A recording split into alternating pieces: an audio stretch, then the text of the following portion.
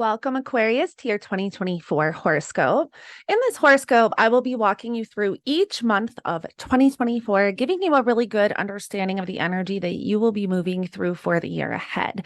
Now, if you would like, grab your birth chart. That way you're able to see if you're having any personal activations this year. You can check to see if you have any personal planets or points at the degree points that we will be discussing in this horoscope.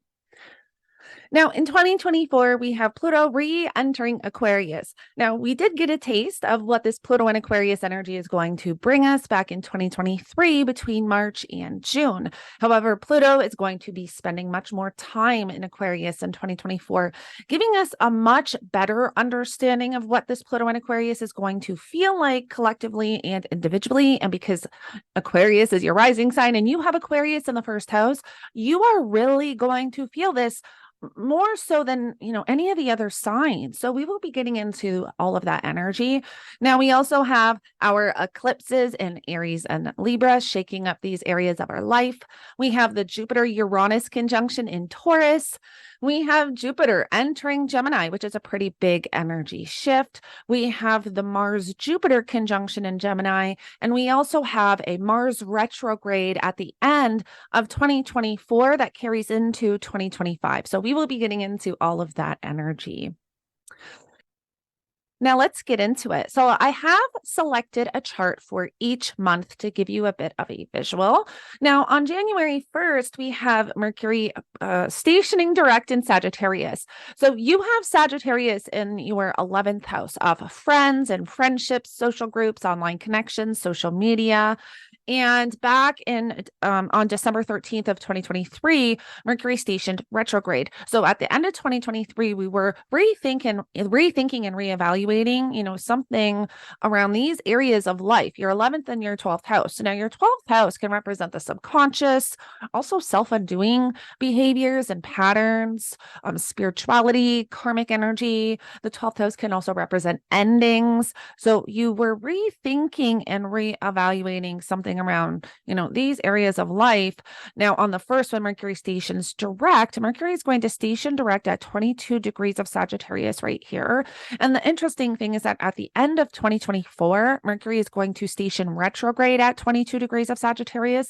So there might be something that we are revisiting around these, themes and topics that we were kind of navigating at the end of 2023. So keep that in mind.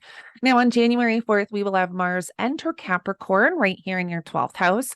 Mars is exalted in Capricorn, and Capricorn Mars does quite well, very well in Capricorn. Now, Mars rules our motivation, our willpower, our drive, but Mars can also bring anger, aggression, and conflict. And depending on if you have a day chart or a night chart is going to depend on how this energy is expressed.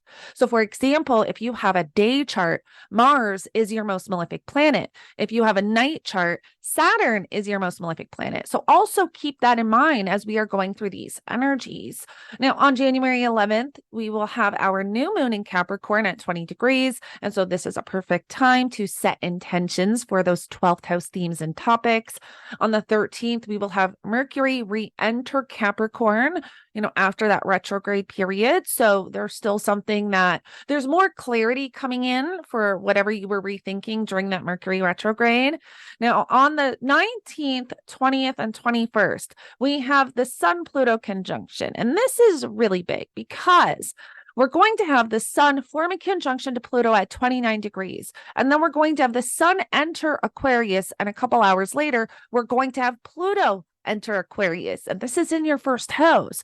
Now, the interesting thing about this conjunction is that back in December of 2020, these are the same degree points we had the great conjunction at between Jupiter and Saturn. We had Jupiter and Saturn form a conjunction at 29 degrees of Capricorn and 0 degrees of Aquarius. And so there may be something that you were navigating back in December of 2020 that there's revelations, there's something coming to the surface, something being transformed, and this is really big. This is going to be felt, collectively and individually. But if you think back to December of 2020, there can be definitely something being transformed in those areas of life, especially, with you and your direction. Now, on the 23rd, we will have Venus enter Capricorn. And on the 25th, we will have our full moon in Leo at 5 degrees. And you have Leo right here in the seventh house of relationships, partnerships, close personal connections. So there's a lot of focus on relationships at this time. And then on the 26th, we will have the Mercury Mars conjunction in Capricorn. And this is where we really want to be mindful of our communication, Mercury ruling our mind, our communication, how we're speaking.